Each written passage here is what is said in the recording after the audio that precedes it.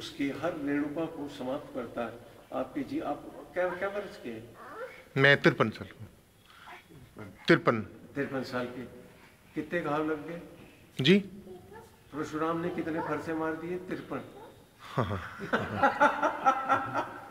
नहीं, उसमें योगदान शनि जी का भी रहा, उन्होंने खूब पैर वैर तोड़े मेरे। शरीर फिर चिता पर रात में बदल करके भस्मी में लौटेगा। रेणुका कहते बालू, बालू में समाएगा और फिर मट्टी से ये उभर के आएगा। यही तो कर्ण ऋषि की कहानी। ये जितनी कथाएं हैं गुरुकुल में जीवन के तत्व को, सत्य को पढ़ाने के लिए ऋषियों ने घड़ी थी, क्योंकि उनके नामांतर थे इसके बाद लिपिबद्ध होते वक्त, क्योंकि वो व्यक्ति के नाम से होनी चाहिए तो वैसा वो लिपिबद्ध होती चलेगी। लेकिन यहाँ ऋषियों ने कभी अपना नाम नहीं बताया, कभी नहीं किया। नहीं, सारे नाम संन्यास के, माता पिता प्रदत्त नाम किसी का नहीं, किसी का नहीं। जो कथाओं में उपमाएं आई हैं वो भी लक्ष्यार्थ हैं, पढ़ाने के लिए है, उनका इतिहास से कुछ लेना देना नहीं है। क्योंकि जिसकी इति और ह्रास हो जाती है वो अमर कथा नहीं होती। इति हो गई और ह्रास क्षीण हो गई, वो इतिहास बनता है ना। व्याकरण में भी है ना, इतिहास पारस्पर अस्मिन ने, है ना, कि जो इस प्रकार जो बीती गई हुई कहानियों की कथाओं का समूह होता है वो इतिहास बनता है। हम वर्तमान है। ये शरीर भी अभी भस्मी में लौटेगा, फिर वनस्पतियों में लौट जाएगा। ये अपनी ड्यूटी पे फिर लग जाएगा। जीव आत्मा आत्मा के साथ जुड़ जाएगा तो अनंत शाही होगा, कहीं भी जाएगा, और नहीं होगा तो लौट करके इसी प्रकृति से शरीर मांगे। ये शरीर तुम्हारा, तुम सोचते हो कि तुम्हारी माँ ने तुम्हें उत्पन्न किया, नहीं, उससे पहले भी उस भोजन को उत्पन्न करने वाली वनस्पतियों ने तुमको उत्पन्न किया, और उन वनस्पतियों से पहले वो भस्मी से लौट कर खाद बन के लौटी। तो ये आवागमन है। इसलिए शरीर का आवागमन का हम कोई चर्चा नहीं करते, क्योंकि ये तो स्वतः स्फूर्त है और स्वतः स्पष्ट है।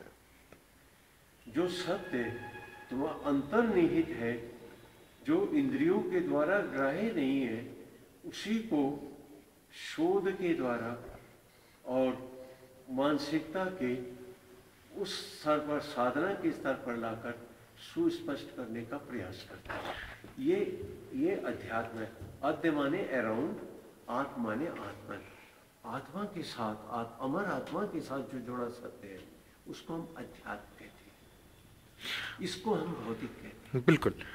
आचार्य जी, मैं एक चीज आपसे पूछ रहा था कि पूरे ऋषि परंपरा में हम पाते हैं कि चाहे सीता हो, चाहे अहिल्या हो, चाहे रेणुका रही हो, चाहे शकुंतला जैसी महिलाएं हों, हमेशा उनको पद दलित किया।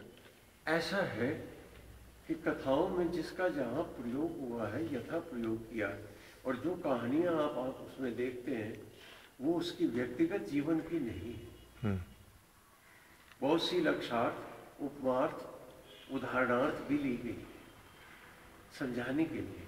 लेकिन ऐसा क्यों नहीं हुआ कि पुरुष ने अपने पक्ष में ही सारे कथाएं गढ़ी हैं, महिलाओं को बिंब के तौर पे लेकर के, अपने खुद को बिंब के तौर पे नहीं लिया? ऐसा कहीं कुछ नहीं है, क्योंकि आप ही में महिला है और आप ही में पुरुष है।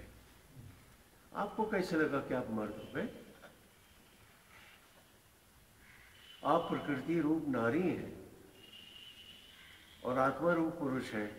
आत्म तत्व आप पाए नहीं है तो बाकी बची नारी। अब इससे नीचे नहीं जाऊंगा, नहीं नाली हो जाएगी। आपको ये दम्भ कैसे आ गया कि आप पुरुष हो गए? क्या आपने उस पुरुषत्व को, पुरुष को जानने का प्रयास किया? क्या आप मुझ में विब्र वाहन को देख रहे हैं क्या? आप, मुझे लग रहा है कि आप मुझे विब्र वाहन को देख रहे हैं। यहाँ भौतिक सेक्स वैक्स की बात नहीं है जी।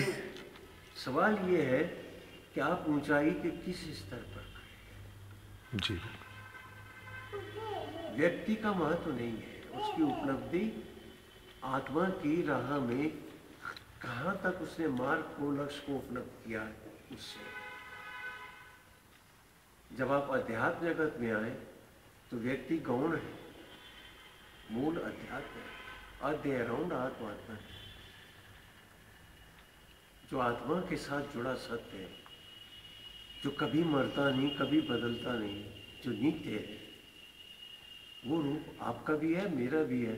हम लोग भले ना पहुंच पाए, ये बात हो